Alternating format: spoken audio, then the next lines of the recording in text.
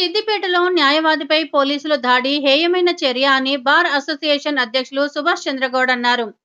గురువారం మెదక్ జిల్లా కోర్టు కార్యాలయం గేటు ముందు బార్ అసోసియేషన్ ఆధ్వర్యంలో న్యాయవాదులు విధులు బహిష్కరించి నిరసన వ్యక్తం చేశారు. ఈ సందర్భంగా న్యాయవాదులు మాట్లాడుతూ న్యాయవాదిపై దాడిని తీవ్రంగా ఖండిస్తున్నామని అన్నారు. దానికి సంబంధించిన వారిపై ఉన్నతాధికారులు న్యాయం విచారణ జరిపి చర్యలు తీసుకోవాలని డిమాండ్ చేశారు. ప్రజాస్వామ్యంలో శాంతి భద్రతలు పోలీసులు న్యాయవాదులు సమన్వయంతో ఉంటేనే శాంతి భద్రతలను కాపాడిన వారం అవుతామని అన్నారు. ఈ విషయాన్ని మర్చిపోయి న్యాయవాదిపై పోలీసులు దాడి చేయడం సరికాదన్నారు. ఒక భార్యాభర్తల కేసు, అందులో 307 బుక్ అయిందని చెప్పేసి ఆరోపణ ఉన్న కేసులో మరి వాళ్ళు హైకోర్టు నుంచి యాంటిసిపేటరీ బెయిల్ తీసుకొచ్చుకున్న తర్వాత హైకోర్టు ఆదేశాల మేరకు అట్టి ఆర్డర్ కాపీని సంబంధిత పోలీస్ స్టేషన్లో 2 టౌన్ సిద్దిపేట పోలీస్ స్టేషన్లో సబ్మిట్ చేయడానికి ఒక న్యాయవాది కక్షిదారుల వాళ్ళతో వెళ్ళినప్పుడు మరి కావాలని ఒక పొద్దంతా కూర్చునబెట్టి ఆ తర్వాత హాస్పిటల్ అని తీసుకుపోయి వాళ్ళు హరాస్మెంట్ చేస్తుంటే వీడియో తీసి మరి కోర్టుకు తెలియజేసే ప్రయత్నం చేసిన అడ్వకేట్ను ఏఎస్ఐ చేసుకొని ఫోన్ వలగొట్టి దాడి చేసి అదేవిధంగా మళ్ళా ఇంకొక తప్పుడు కేసు న్యాయవాది మీద పెట్టి అవకతవకలకు పాల్పడమే కాకుండా కోర్టు ఆర్డర్లకు విలువ లేకుండా అడ్వకేట్లకు విలువ లేకుండా దౌర్జన్యం చేస్తున్న పోలీసులు మరి రాష్ట్ర వ్యాప్తంగా ఇటువంటి సంఘటనలు జరగకుండా చూడాలని చెప్పేసి మరి ఇలా రాష్ట్ర వ్యాప్తంగా కోర్టులకు వర్క్ అబ్స్టెంట్ చేస్తున్నాం.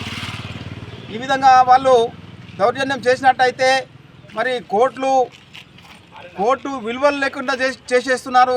కాబట్టి వాళ్ళకు పోలీసు వారికి విలువలు తెచ్చే విధంగా సంబంధిత అధికారులు సర్క్యులర్స్ జారీ చేయాలి. ఈ అవకతవకలు పాడిన టీం అందరిపై చట్టరీత్యా చర్య తీసుకోవాలి. తప్పుడు కేసులు పెట్టినటువంటి పోలీసులు వెంటనే విత్డ్రా చేయాలని చెప్పేసి మెదక్ బార్ అసోసియేషన్ తరఫున నేను విజ్ఞప్తి చేస్తున్నాను. నిన్నటి రోజు ఏదైతే న్యాయవాది మీద సిద్దిపేట 2 టౌన్ ఏఎస్ఐ చేసినటువంటి దాడిని యావత్ న్యాయవాద లోకం తీవ్రంగా ఖండిస్తూ ఉంది. మరి గౌరవనీయులు మెదక్ బార్ అసోసియేషన్ అధ్యక్షులు పిలుపు మేరకు ఈరోజు మేము న్యాయవాదులందరం కూడా విధులను బహిష్కరించడం జరిగింది. మరి ముఖ్యంగా మరి రాష్ట్ర పోలీసు ఉన్నతాధికారులు ఇటీవల అనేక సందర్భాలలో పోలీస్ స్టేషన్కు రిక్షా కార్మికుడు వచ్చినప్పటికీ కూడా సారెన్ పిలవాలన్నటువంటి సంబంధించిన తీరును చాలా సందర్భాల్లో చూస్తూ ఉన్నాం. మరి నిజంగా కూడా కాకి చొక్కా వేసుకున్నాక గర్వంతో ఎదుటంగా ఉన్నటువంటి వ్యక్తి సామాన్యుడా లేకపోతే న్యాయవాది అని చెప్పేసి కూడా చూడకుండా ఒక కాకి చేతిలో అధికారం ఉంది కదా అని చెప్పేసి దురుద్దేశంతో ఒక న్యాయవాది మీద దాడి చేయడం నిజంగా కూడా సిగ్గుమాల చర్యగా భావిస్తూ ఉన్నాం. మరి ఈరోజు న్యాయవాది లేనిది ఈరోజు పోలీసుల చర్యలు ఎక్కడ ఏ విధంగా ముందుకు జరిగితే ఒకసారి ఆత్మవిమర్శ చేసుకోవాల్సిందిగా విజ్ఞప్తి చేస్తూ ఉన్నాం. ప్రజాస్వామ్యంలో శాంతి భద్రతలు అనేది పోలీసులు ఇటువైపు న్యాయవాదులు ఉంటేనే మరి సమాజంలో శాంతి భద్రతలను కాపాడిన వాళ్ళం అవుతాం. అటువంటి విషయాన్ని మర్చిపోయి ఈరోజు న్యాయవాది మీద దాడి చేయడం అనేది కూడా సిగ్గుమాల చర్యగా భావిస్తూ ఉన్నాం.